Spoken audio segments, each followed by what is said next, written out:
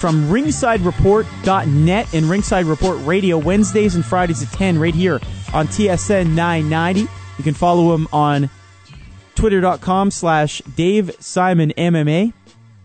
It's Dave Simon. Yes, it is. Dave, busy weekend in MMA. That is crazy. How do they have two cards in the same weekend? One in Atlantic City and the other in Brazil.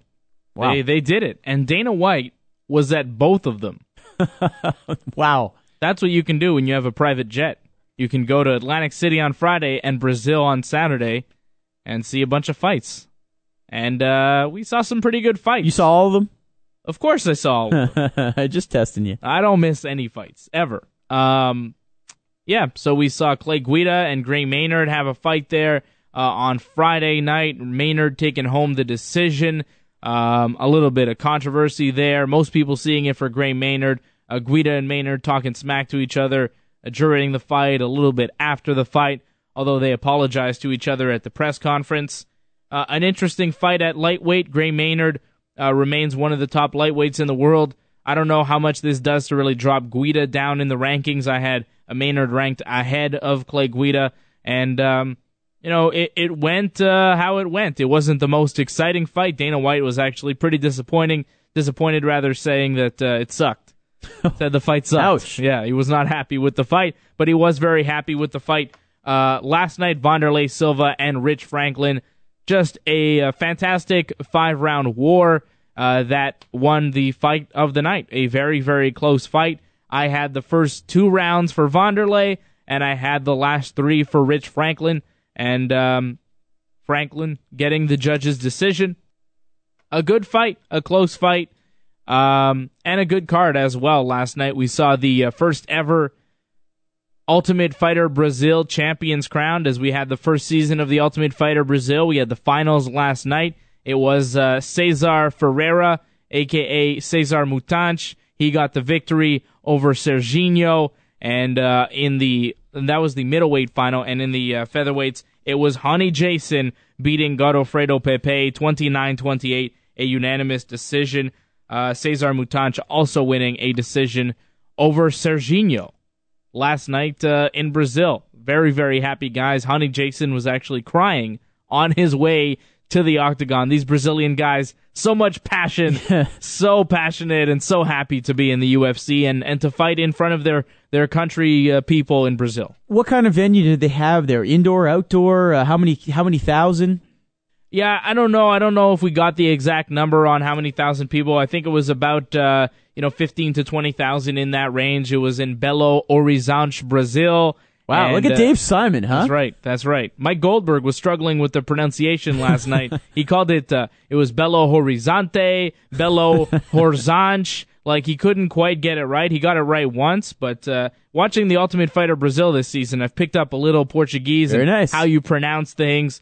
You know, for instance, I was calling Cesar Mutante. I was calling him Cesar Mutante, but I found out as the season went on that it's actually pronounced Mutanch, which is cool. I like that. I think I'm going to learn Portuguese so that I can understand more of what's going on in the sport. It's good.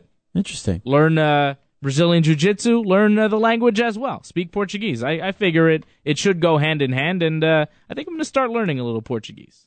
Now, some of this was on television, some of it pay-per-view. Of the 2 cards over 2 nights, was there one fight that was by far and away the best of any of them you saw? I think the Wanderlei Rich Franklin fight was probably the best fight. I mean, it's hard to pick one number one fight over the 23 or 24 fights I've seen in the past couple of days. But I'm going to go with the last one I saw, saying that was the best, Rich Franklin Wanderlei. I thought it was a very good fight. 5 rounds. They went to war. They landed punches. Neither guy shied away from the fight. They both went at it. They went in there to fight, and they fought. And it was good. It wasn't a lot of stalling. Wasn't a lot of wrestling, a lay-and-pray style. It was 2 guys swinging punches, landing heavy leather, and moving forward. It was a good fight to watch. Dave Simon chatting MMA with us here on GamePoints with Matthew Ross. You can check out Dave's work at ringsidereport.net, including podcasts from his show, which is, of course, Wednesdays and Fridays right here on TSN 990 at 10 p.m. Moving forward now, Dave, what is the next big date MMA-wise, UFC-wise on the calendar? The next big date, July 7th. UFC 148. It will be Anderson Silva defending his UFC middleweight championship. Calgary. No. Las Vegas. July 21st. When's the Calgary July 21st. That'll be UFC 149. But UFC 148 is next. So we get a little bit of a break on Saturday night. No UFC show. But the following Saturday, we'll get UFC 148.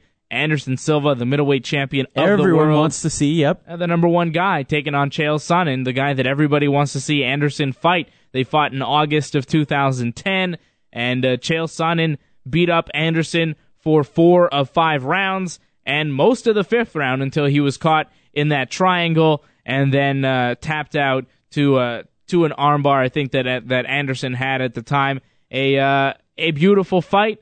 And one that I think they both want to have again, and one that everyone wants to see again. It's the fight of the summer. It's Anderson, Chael Sonnen. This is the fight that everybody wants to see. You're pumped? Oh, yeah. It's Anderson Silva.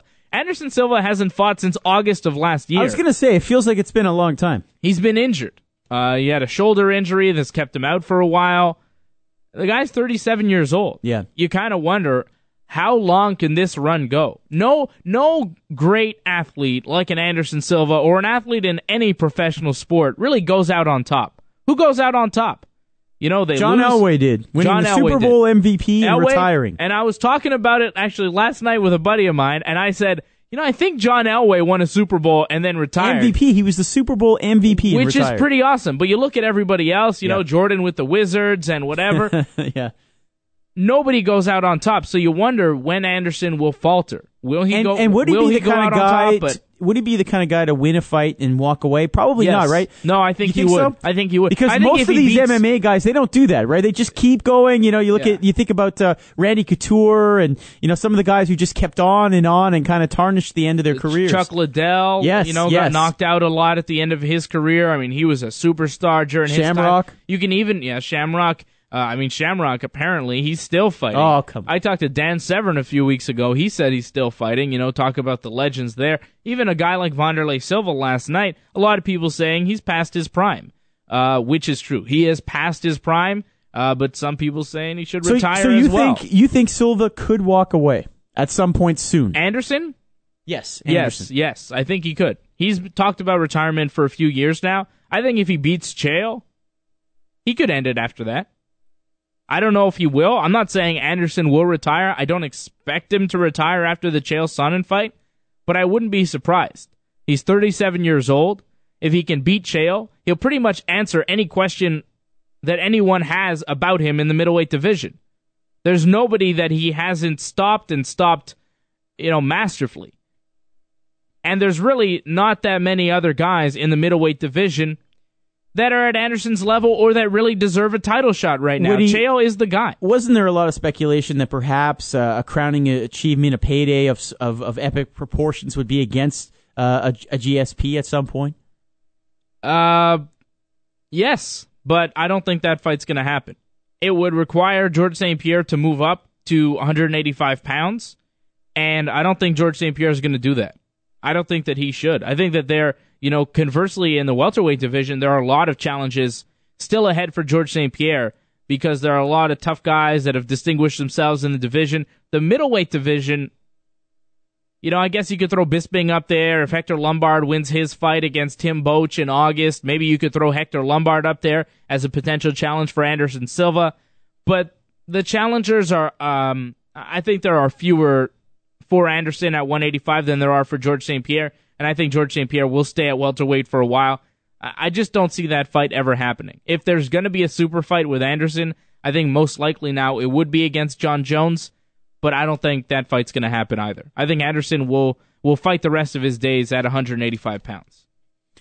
Chatting with Dave Simon of Ringside Report Radio. You can check out the website as well at ringsidereport.net.